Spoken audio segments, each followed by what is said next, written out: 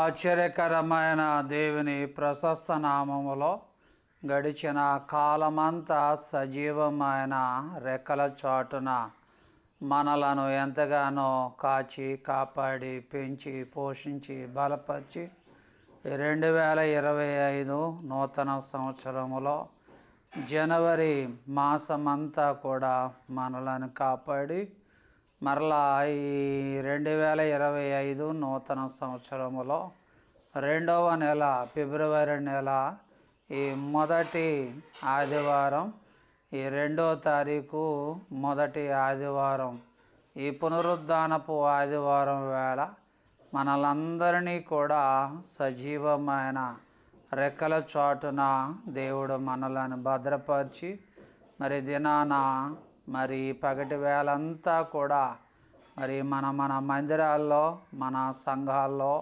ఆరాధనలో పాలు పంపులు పొంది మరలా ఈ రాత్రి 7 గంటల సమయంలో యూట్యూబ్ ఛానల్లోనూ ఫేస్బుక్లో లైవ్ ప్రత్యక్ష ప్రసారాన్ని వీక్షించడానికి దేవుడు కృపా కనికరములను ప్రభు మనకు కృప చూపించి ఉన్నాడు.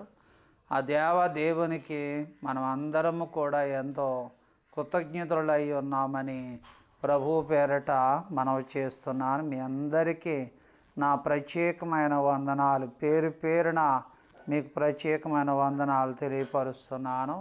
ఈ రాత్రి వేళ మరి దేవుని వాక్యాన్ని మనం వినే ముందు మనం అందరము కూడా ప్రార్థన చేసుకొని తర్వాత దేవుని వాక్యాన్ని మనము విందాం. మరి రాత్రి వేళ మీ కుటుంబ సభ్యులందరూ కూడా మరి బాగున్నారా? మీ అందరూ సంతోషంగా ఉన్నారా? కుటుంబంలో అందరూ కూడా బాగున్నారా? పిల్లలు పరీక్షలకు సిద్ధపడుతున్నారా? 10th class exam, intermediate exam మరి ప్రిపేర్ అవుతున్న బిడ్డలు పోయిన వారంలో జేఈఈ మెయిన్స్ అలాగే కొన్ని ఎంట్రన్స్ పరీక్షలు జరిగాయి. తొందరలోనే గ్రూప్ 1 గ్రూప్ 2 పరీక్షలు కూడా సిద్ధమవుతున్నాయి. మరి వాటిని అన్నిటిని బట్టి కూడా మా అనుదిన ప్రార్థనలో జ్ఞాపకం చేసుకుంటున్నాం. అలాగే మీ కుటుంబాల్లో ఎవరైనా ఎగ్జామ్ రాస్తూ ఉంటుంటే మీ ప్రార్థన అవసరతలు దయతో మాకు తెలియపరచండి. తప్పనిసరిగా నేను ప్రార్థన చేస్తాను.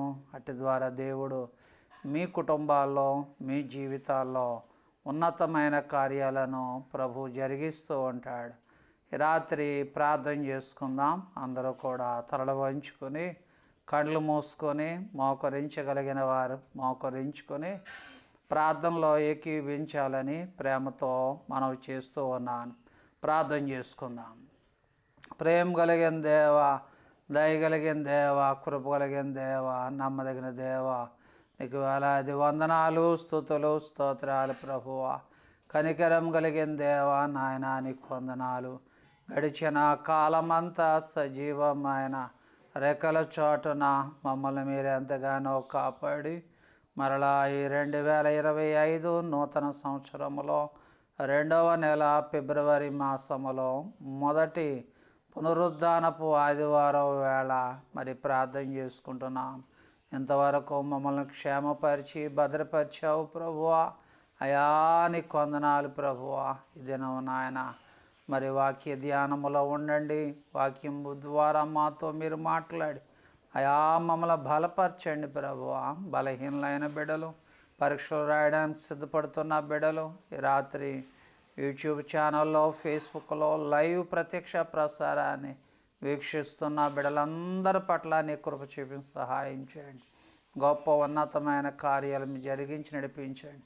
ఈ సమయంలో చేసిన ప్రార్థనకు ప్రతిఫలం మీరు దయచేయండి. యేసు నామములో ప్రార్థించి వేడుకుంటున్నాను తండ్రి. Amen, amen. అందరికీ వందనాలు, అందరికీ వందనాలు. ఈ రాత్రి లైవ్ ప్రత్యక్ష ప్రసారాన్ని వీక్షిస్తున్న వారందరికీ నా ప్రత్యేకమైన వందనాలు తెలియపరుస్తున్నాను. ఈ కార్యక్రమాన్ని మరి చూస్తున్న వారందరూ లైక్ చేయండి. అలాగే మీ కుటుంబీకులకు, బంధువులకు, స్నేహితులకు, మీ తోటి వారికి షేర్ చేయాలని, లైక్ చేయాలని, ఇంకా మా ఛానల్ని సబ్స్క్రైబర్ చేయకపోతే ఈ రాత్రి సబ్స్క్రైబర్ చేయాలని ప్రేమతో మీకు మనవి చేస్తున్నాను. అందరికీ వందనాలు. దేవుని వాక్యాన్ని శ్రద్ధగా భయభక్తులు కలిగి వాక్యాన్ని విందాం.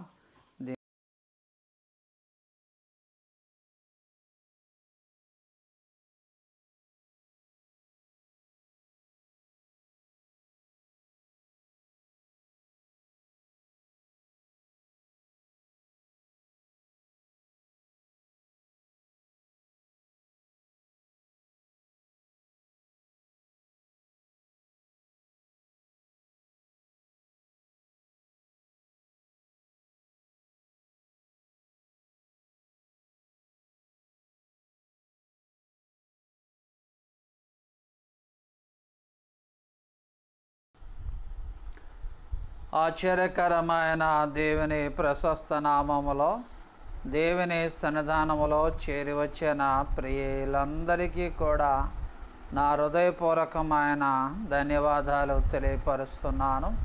మన దేవుడు చాలా గొప్పవాడు.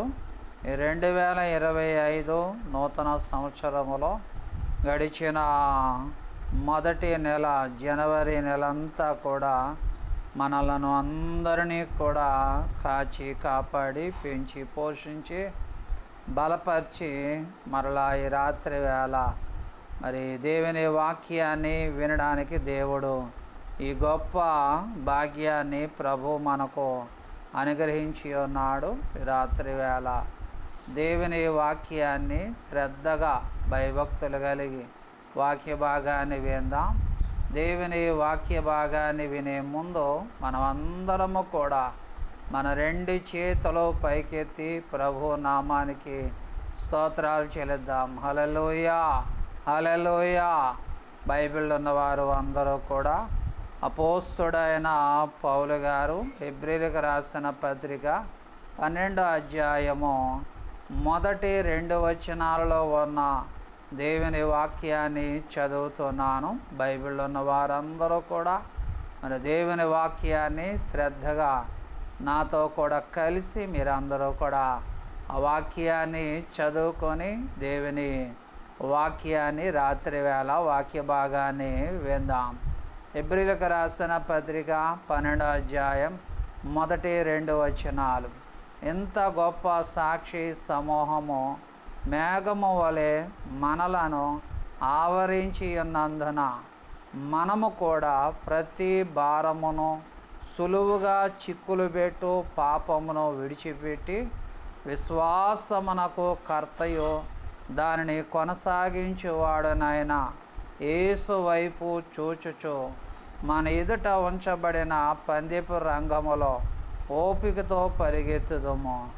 ఆయన తన ఎదుట ఉంచబడిన ఆనందమున కొరకై అవమానమును నిర్లక్ష్యపెట్టి సిలువను సహించి దేవుని సింహాసనము యొక్క కుడి పార్శ్వమున ఆసీనుడై ఉన్నాడు అని హెబ్రీయులకు రాసిన పత్రిక 12వ అధ్యాయం మొదటి 2 వచనాల్లో ఉన్న వాక్యాన్ని అపోస్తలుడైన పౌలు గారు హెబ్రీయుల విశ్వాసులందరికీ కూడా ఈ మాటలు వ్రాస్తూ ఈ మాటలను చెప్తూ ఆయన హెబ్రీ సంఘములో ఉన్నవారు హెబ్రీ ప్రాంతంలో ఉన్న వారిని అందరినీ కూడా మరొక మారు దేవునిలో వాళ్ళని ఉత్తేజపరచడానికి ఉజ్జీవపరచడానికి ఈ మాటలు ఆయన రాస్తూ ఉన్నట్టుగా బైబిల్లో చూస్తున్నాం. కనుక రాత్రి దేవుని వాక్యాన్ని వింటున్న ప్రియమైన సహోదరులారా, పౌలు గారు చెప్పిన ఈ వాక్యాన్ని ఈ రాత్రి మనము కూడా జ్ఞాపకం చేసుకొని అలాగే మన ఆత్మీయ జీవితాన్ని మన విశ్వాసతను మరి ఈ వాక్యం చేత ఈ మాటల చేత పెంపొందించుకోవాలని ప్రేమతో మీకు మనవి చేస్తూ ఉన్నాను. దేవుడు తన ఆత్మ చేత మనలందరినీ కూడా మేఘము వలె మనలను అందరినీ కూడా ఆయన ఆవరించి ఉన్నాడు. మనము కూడా ప్రతి భారమును సులువుగా చిక్కులు పెట్టు పాపమును విడిచిపెట్టి విశ్వాసమునకు కర్త అయిన దానిని కొనసాగించువాడునైన యేసు వైపు చూస్తూ మన ఎదుట ఉంచబడిన పందెపు రంగములో ఓపికతో పరిగెత్తాలి అని బైబిల్లో చెప్తూ ఉన్నాడు. ఈ రాత్రి దేవుని వాక్యాన్ని వింటున్న ప్రియమైన సహోదరులారా, మనము కూడా ప్రతి భారమును సులువుగా సిక్కులు పెట్టు పాపాన్ని విడిచిపెట్టి విశ్వాసములోనో మన ఆత్మీయతలోనో యేసు వైపు చూస్తూ మనం ముందు ఉంచబడిన పందెపు రంగంలో ఓపికతో పరిగెత్తాలని పౌలు గారు ఒక హెచ్చరిక మనందరి ముందు ఉంచుతున్నాడు. కనుక ఈ రాత్రి దేవుని వాక్యాన్ని చాలా జాగ్రత్తగా ఆలోచనప్పుడు ప్రతి భారాన్ని కూడా దేవునికే అప్పగించాలి. మనము కూడా ప్రతి భారాన్ని కూడా ఎవరికి అప్పగించాలి? దేవునికే అప్పగించాలి. అందుకే యేసు ప్రభు ఆయన ఒక గొప్ప వార్తను లోకమంతటికి కూడా చాటి చెబుతూ ఉన్నాడు. మత్తయి సువార్త 11:28 ప్రయాసపడి భారము మోసుకొనుచున్న సమస్త జనులారా నా యొద్దకు రండి, నేను మీకు విశ్రాంతిని కలగజేస్తానని వాక్య భాగంలో చెప్తున్నాడు. కనుక ఈ రాత్రి మనకున్న ప్రతి భారాన్ని కూడా దేవునికి అప్పగించాలి. కీర్తనల గ్రంథాల్లో, సామెతల గ్రంథాల్లో ఒక మాట ఉంటుంది, నీ పనుల భారము యెహోవా మీద మోపుము, ఆయన నిన్ను ఆదుకొనునని వాక్య భాగంలో చెప్తున్నాడు. కనుక నీ భారమంతా కూడా యెహోవా మీద మోపాలి, ఆయనే మనలను ఆదుకుంటాడు. దేవుని బిడ్డలమైన, విశ్వాసులమైన, సేవకులమైన, సంఘములో సభ్యులు కలిగిన వారమైన మన భారములన్నిటినీ కూడా దేవునికే అప్పగించాలి. ప్రతి భారాన్ని కూడా ఆయనే మనకు సులువుగా తేటగా మనకి బయలుపరుస్తూ ఉంటాడు. ప్రతి భారము నుంచి కూడా దేవుడు విడుదల మనకు దయచేస్తూ ఉంటాడు. లోకములో పుట్టి పెరిగిన ప్రతి మనిషికి కూడా ఏదో ఒక భారం ఉంటుంది.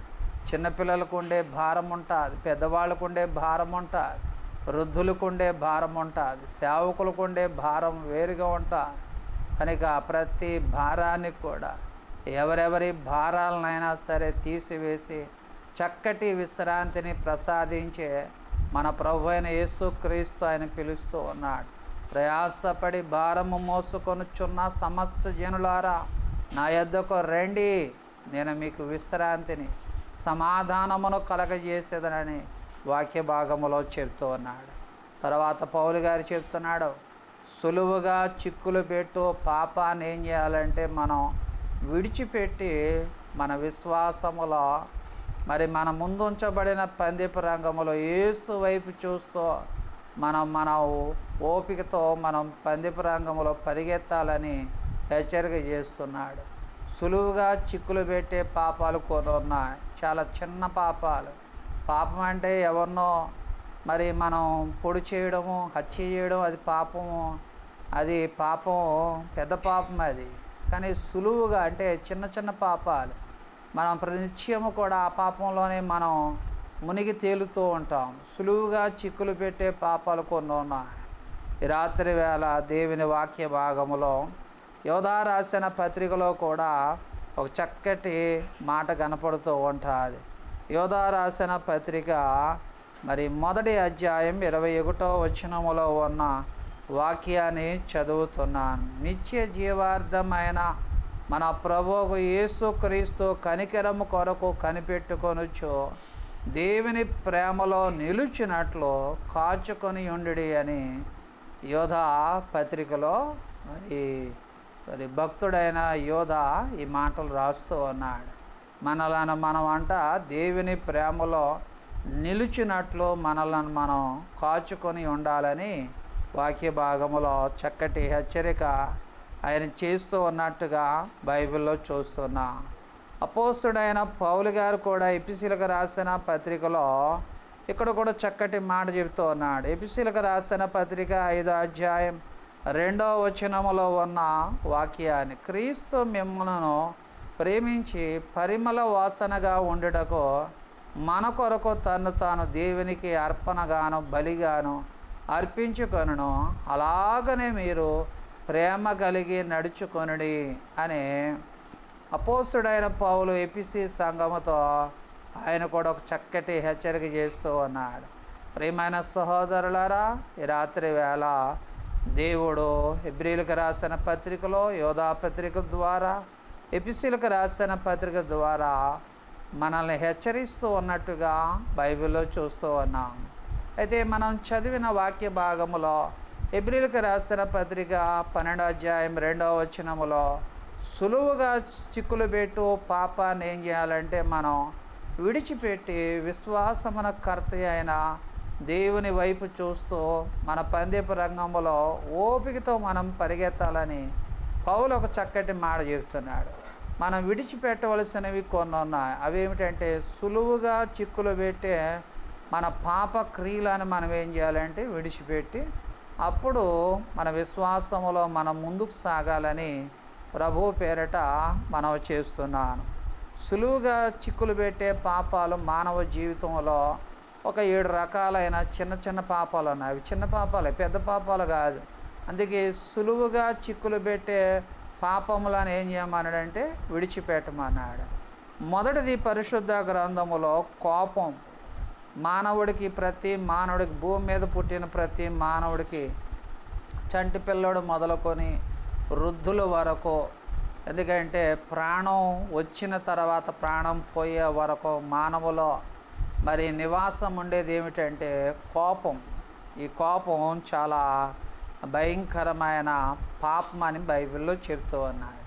పరిశుద్ధ గ్రంథములో అపోస్తుడైన పౌలు గారు ఎపిసీలకు రాసిన పత్రిక 4వ అధ్యాయము 26వ వచనములో ఉన్న వాక్యాన్ని చదువుతున్నాను.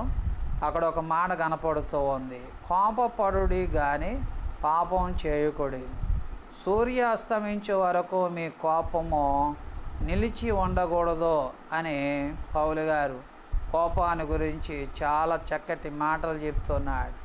రాత్రి వేళ కోపపడడంలో తప్పు లేదు, కానీ కోపంలో ఏం చేయకూడదు అంటే పాపం చేయకూడదు. చాలామంది కోపపడుతూ ఉంటారు, ఆ కోపంలో కొన్ని పాపక్రియలు చేస్తూ ఉంటారు. కోపపడుడు కానీ పాపం ఏం చేయకూడదు. మన కోపం ఎంతసేపు ఉండాలంటే సూర్య అస్తమించే వరకు, ఎందుకంటే నిలిచి ఉండకూడదని కోపాన్ని గురించి బైబిల్లో చెప్తున్నాడు. భక్తుడైన మోషే ఉన్నాడు. ఇజ్రాయేల్ ప్రజలను 6 లక్షల కాలబలాన్ని నడిపిస్తూ ఉన్నాడు. మోషేని దేవుడు చెప్పిన మాట ఏంటి తెలుసా? మోషేని గురించి, భూమి మీద ఉన్న వారిలందరిలో కల్లా మిక్కిలి సాత్వికమైన వ్యక్తి ఎవరంటే మోషే. దేవుడే చెప్పాడు మోషే సాత్వికుడని. అలాంటి సాత్వికమైన మోషే కూడా ఏమొచ్చిందంటే కోపం వచ్చింది. కోపం వచ్చి చిన్న పాపం చేశాడు. ఇజ్రాయేల్ ప్రజలు అంటే దేవుని ప్రజలు, దేవుని సొత్తైన ప్రజలను, ఇజ్రాయేల్ ప్రజలను ఏమన్నాడంటే గబుక్కుని కోపం తెచ్చుకొని ద్రోహులారా అన్నాడు. ఆ మాటను బట్టి మోషేకి పాలు తేనెలు ప్రవహించే కానాను దేశాన్ని చూడలేకపోయాడు. దూరం నుంచి చూశాడు, కానీ ఆ స్థలంలోకి అడుగు పెట్టనివ్వలేదు దేవుడు. ఎందుకంటే పరిశుద్ధ గ్రంథంలో కోపం ఎంత పాపమో ఆలోచన చేయాలి. మన మాటికి కోపం వచ్చేస్తూ ఉంటుంది. చాలామంది చెప్తారు నాకు బీపీ ఎక్కువండి, నా కోపం ఎక్కువండి, నా కోపం వచ్చిందంటే ఎవడో నిలవలేడని. అబ్బో, చాలా బాగా చెప్తూ ఉంటారు కోపాన్ని గురించి. కానీ కోపం ఎంత పాపమో, మనిషిలో సులువుగా వచ్చే పాపం ఏమిటంటే కోపం. కనుక కోపపడకూడదు, ఆలోచన చేయాలి. దేవుని వాక్య భాగంలో ప్రియమైన సహోదరులారా, కోపపడకూడదు. ఎందుకంటే దేవుని వాక్య భాగం చాలా శాంతంగా, మనం దీర్ఘంగా ఏం చేయాలంటే ఆలోచన చేయాలి. ఏది మంచి ఏది చెడు ఆలోచన చేయాలి.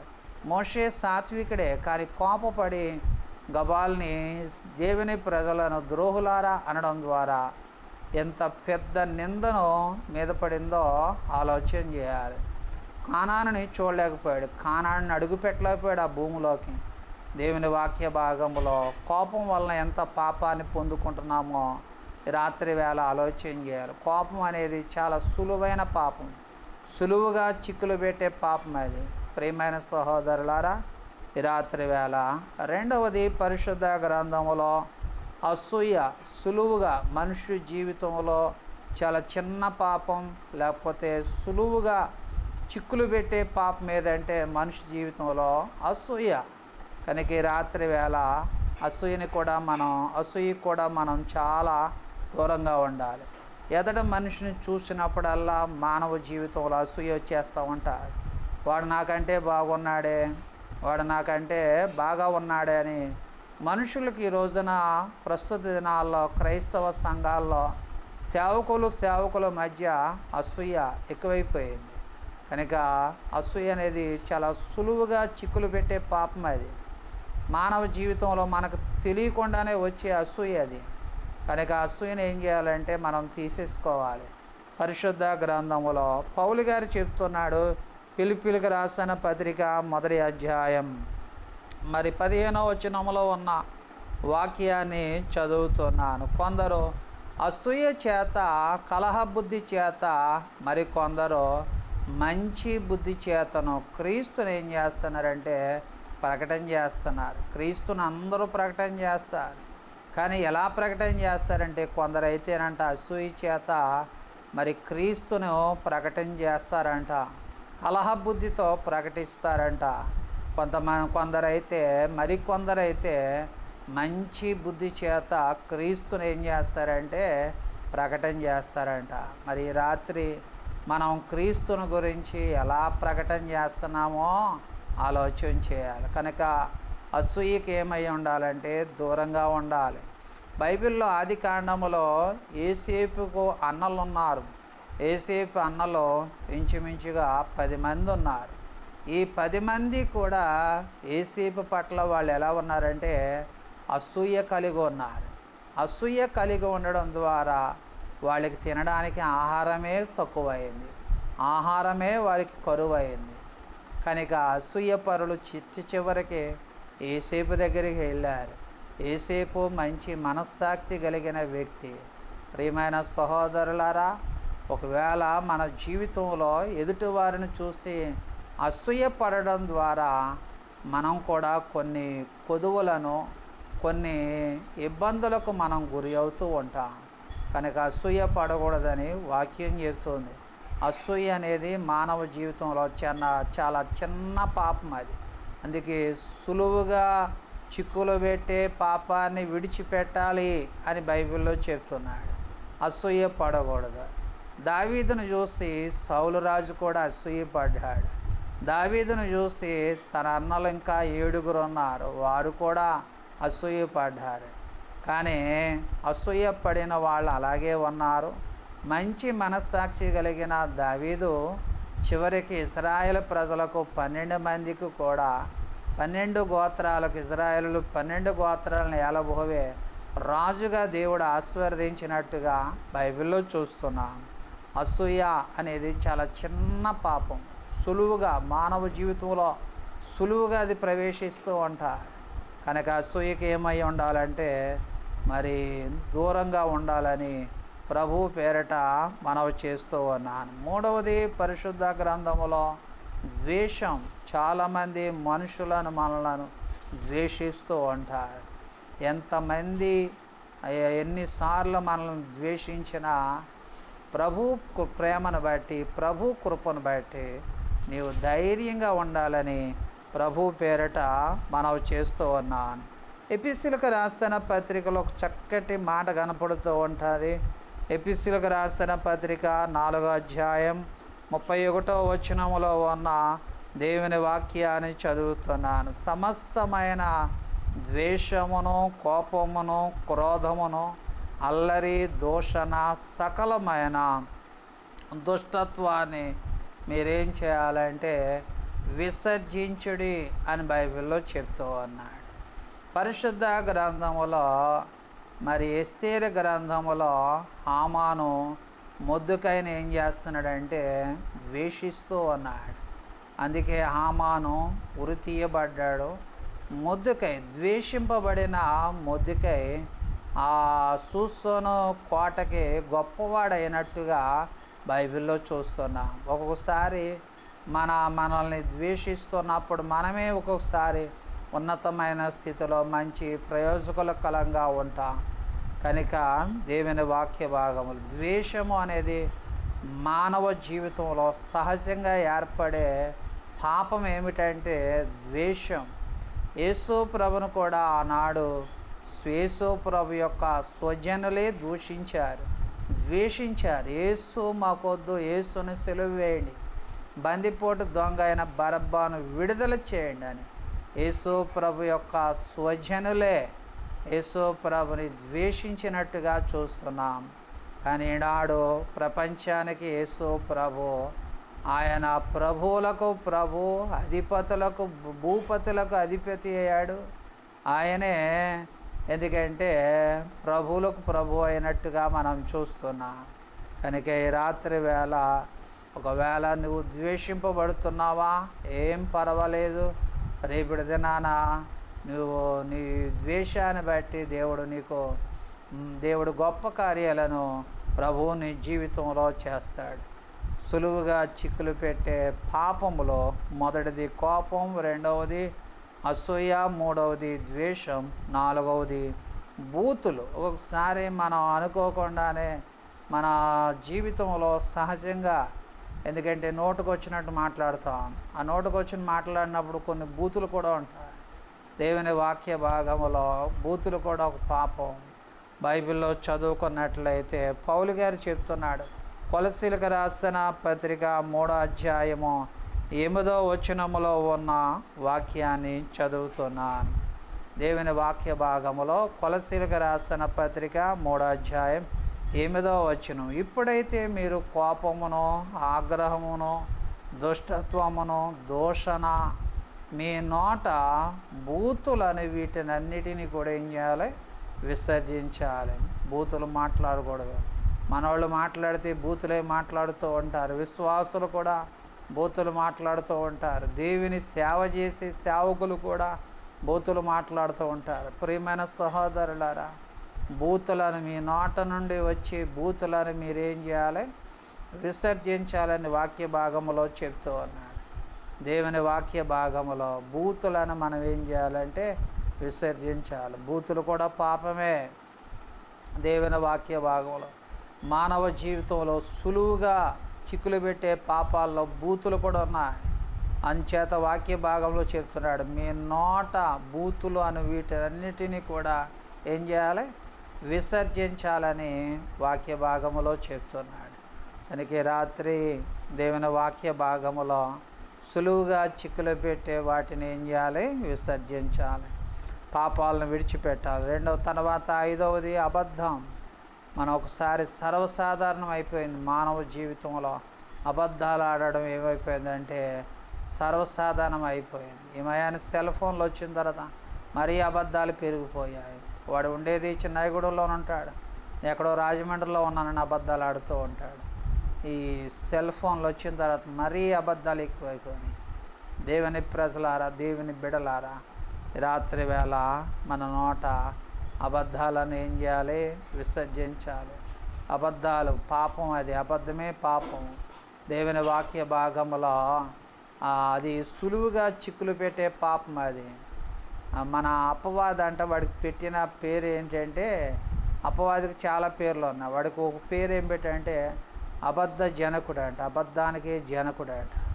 దేవుని వాక్య భాగంలో బైబిల్లో పౌలు గారు కూడా ఒక చక్కటి మాట చెప్తున్నాడు. తిమోతికి రాసిన మొదటి పత్రిక 6వ అధ్యాయం 20వ వచనములో ఉన్న వాక్యాన్ని చదువుతున్నాను. తిమోతికి రాసిన పత్రిక 6వ అధ్యాయము 20వ వచనములో ఉన్న వాక్యాన్ని, ఓ తిమోతి, నీకు అప్పగింపబడిన దాన్ని కాపాడి అపవిత్రమైన వట్టి మాటలను జ్ఞానమని అబద్ధముగా చెప్పబడిన